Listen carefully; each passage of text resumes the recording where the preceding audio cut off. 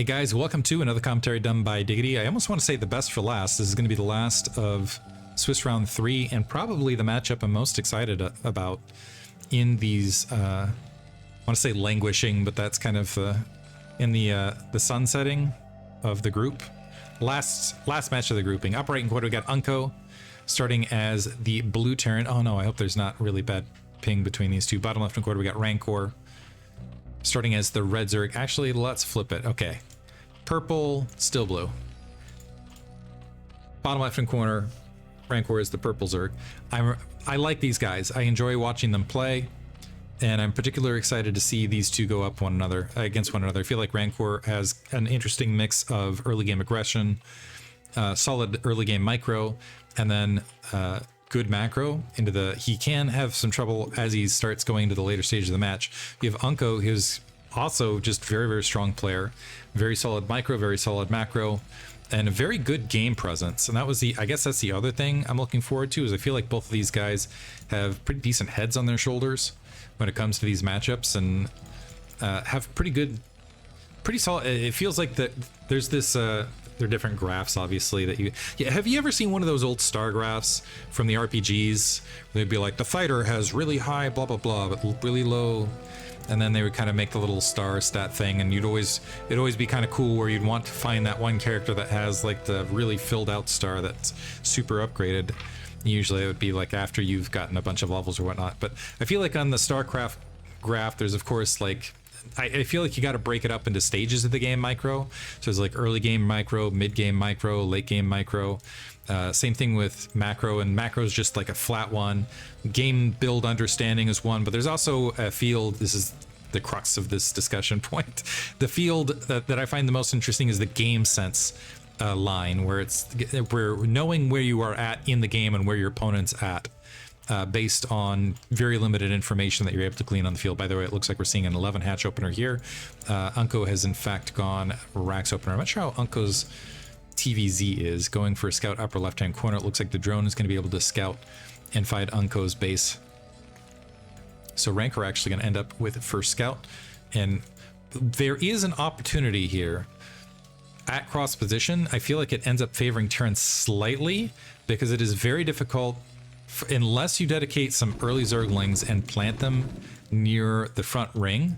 Here, it can be very, very difficult to get eyes on what Terran is up to. Is Unco going to go for a rush here very early? Because he's really gone for, he's got 2 SCVs out in the field, really wants the intel. Did I miss a 10 barracks? I don't think so. There was supply depot into barracks, yeah? But I think so delaying the geyser a bit, going a few Marines out in the field, and he is going to go ahead. I think now that he recognizes that it's cross position, going to go ahead and drop that command center. We'll see how Rancor plays into this. But yeah, Rancor, at the very least, he'll want to take care of by 319 layer, by the way. One, he's going to want to take care of that SCV as quickly as he can, but also secondarily, this is why, because he can't see this. The overlords are out of position. This is, again, what I was talking about, game sense. Is Rancor going to have game sense to drop now a sunken colony here on the front to help negate the early 3 Marine push? Looks like the Overlord is drawing out of position, but this is just something you should do right this second, or you need to build additional Zerglings. Otherwise, never mind. Unco going to go ahead and draw back. He just wanted to go for the Overlord. Didn't want to go so deep. And we did have, okay, interestingly enough, Rancor actually did. I'm not sure if Rancor saw the edge of those Marines or not. He queued up the Marines, but it just feels like it was a little bit late in the build order for that queue. In the meantime, we don't have a lot of front door filler for Unco, and he might want to hurry up on that, as we do have a slew of Zerglings. So at least 4 Zerglings, they're not going to be much of a threat towards the 6 Marines here. But once you have Zergling speed and a larger bulk of... Oh no! Well, 3 less to worry about, I will say. Once you have Zergling speed and a larger number, they become a lot more frightening.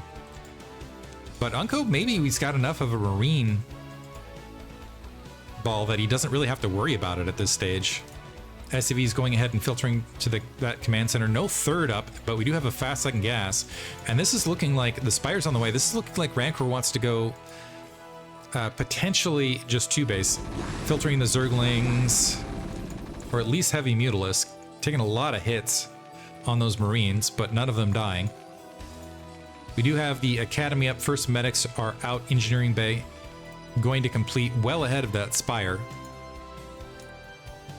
A little bit early. It'll be good for +1 weapons. 2 sunken colonies sitting there unupgraded on the front here for Rancor. Just waiting. The Zerglings continuing to stream their way across just to get eyes on what the Marine Ball is doing. The Marine Ball making its way out onto the map. The Zergling's going to be able to backstab. There is a Firebat behind here. Gets picked off. And it looks like that's going to get cleaned up by reinforcements, but this does give forewarning to Rancor, just the fact the Firebat was there. Then he needed to go ahead and morph these sunken colonies. 6 Mutalisks on the way. And Unco going deep enough where he's going to be at strong risk of losing this grouping. I'm wondering if this is more modern ZVT at the same time. I haven't seen a lot of ZVT lately. Need to go back to Artosis' stream and deal with the chat messages for a while to check out what's going on there. We got 6 Mutalisks, and this is going up against 9 Marines. Rancor hasn't spotted them. It looks like he's just going to let them. If he can, he needs to cut off this ball that's, or sorry, the reinforcements that are coming across. Looks like he is going to position to do so, but needs to be very, very careful with all of this. A few Mutalisks finding the rest of the position. This is going to be really odd here. Not quite able to get the shot he wanted to. They're able to get the shot.